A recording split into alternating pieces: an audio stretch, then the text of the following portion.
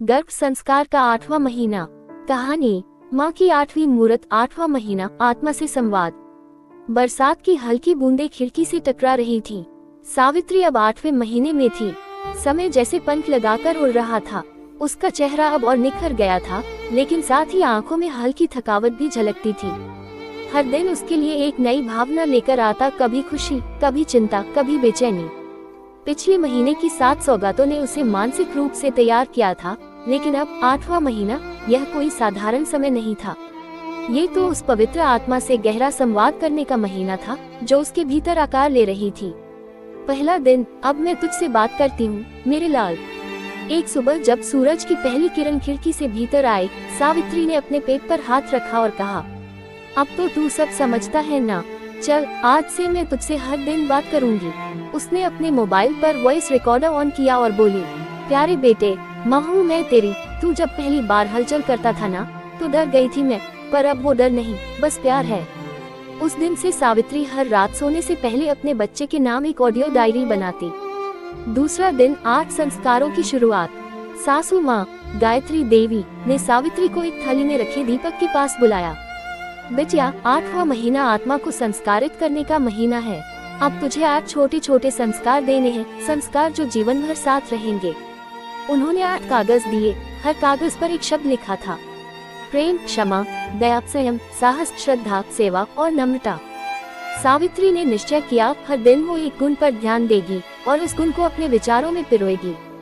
तीसरा दिन, जीवन के पहले शिक्षक की जिम्मेदारी। सावित्री अब समझने लगी थी कि माँ होना केवल जैविक प्रक्रिया नहीं, बल्कि एक जीवन के पहले शिक्षक की भूमिका है। उसने अपने बच्चे को एक चिट्ठी लिखी, ग्रेटर दैन, प्रिय बच्चे, जब तू पहली बार बोलेगा, मैं तुझे बोलना नहीं, सोचना सिखाऊंगी। जब तू दौड़ेगा, मैं तुझे ठहरना भी सिखाऊंगी। चिट्ठी पूरी हुई तो आंखें नम थी। वह जानती थी कि यह रिश्ता सिर्फ शरीर का नहीं, आत्मा का था। चौथा दिन, व्यायाम और विश्राम का संतुलन। अब शरीर भारी हो गया था, पीठ में दर्द, रात में करवट बदलना मुश्किल और कभी कभी पैरों में सूजन। लेकिन सावित्री जानती थी कि अब उसे अपने शरीर को सुनना होगा। उसने अपने डॉक्टर से सलाह लेकर हल्के योगासन करने शुरू किए, वृक्षासन, तितली आसन और प्राणायाम। हर आसन के साथ वह अपने बच्चे से कहती, तू और मैं एक हैं, मैं शांत हूँ तो तू भी शांत है। इसके बाद वह दोपहर में ध्यान करती, शांत संगीत के साथ, केवल अपनी सांसों पर ध्यान केंद्रित करती। 5वां दिन, पति का जुड़ाव। सुरेश, जो अब तक उसे बाहर से संभाल रहा था, उस दिन घर जल्दी आया। वह सावित्री के पास बैठा और बोला, अब मैं भी बात करना चाहता हूँ उससे, अपने बच्चे से। सुरेश ने अपने मोबाइल पर बच्चों की कहानियाँ पढ़ना शुरू किया। हर रात वह सावित्री के पेट के पास बैठकर पढ़ता और हल्की थपकी देता। एक दिन बच्चा इतनी जोर से लात मार बैठा कि दोनों हंसी में लोटपोट हो गए। देखो, उसने जवाब दिया, हाँ, उसे अब तेरी आवाज पहचान में आने लगी है। छठा दिन, डर से सामना। गर्भावस्था के इस चरण में कई डर सिर उठाते हैं, समय से पहले प्रसव, दर्द, अस्पताल की चिंता। एक रात सावित्री अचानक रोने लगी। सासू माँ ने उसे पास बिठाया और कहा, डर मत बेटी, जब तू इस दुनिया में आई थी तब भी किसी ने हिम्मत की थी। अब तेरी बारी है। हर माँ इस अग्नि परीक्षा से निकलती है, लेकिन वह राख नहीं, राखी बन जाती है। उस दिन से सावित्री ने एक नियम बना लिया, डर को डायरी में लिखना और फिर उसे शब्दों से मिटा देना। 7वां दिन, स्वाद और संयम। 8वें महीने में क्रेविंग ज्यादा होती है। एक दिन सावित्री को बहुत तीखा खाने का मन हुआ, लेकिन डॉक्टर ने साफ मना किया था। उसने खुद से कहा, अब खाना स्वाद के लिए नहीं, सेवा के लिए है। इस शरीर को अच्छा खिला रही हूँ ताकि मेरा बच्चा मजबूत बने। वह हर निवाले को धन्यवाद कहती और हर फल, हर दाल, हर गिलास दूध में एक आशीर्वाद जोड़ती।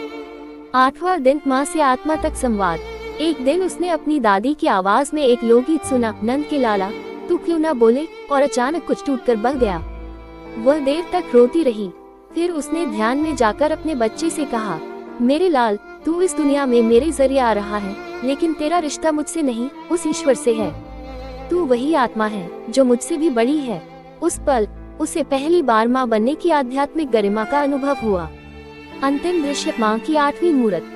अब सावित्री हर दिन अपने 8 गुणों को दोहराती, प्रेम, क्षमा, दया, संयम, साहस, श्रद्धा, सेवा और नम्रता।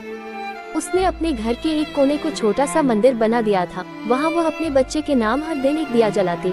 एक कविता कहती और एक गुण याद करती।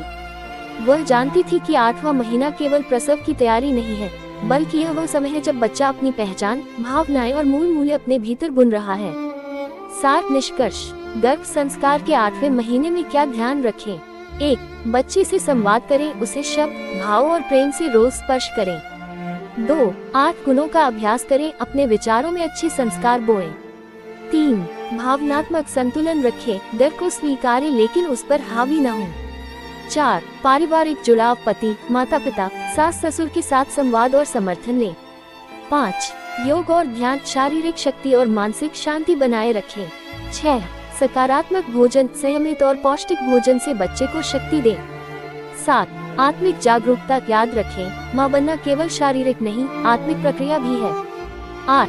कृतज्ञता और प्रार्थना, हर दिन एक पल ईश्वर को समर्पित करें।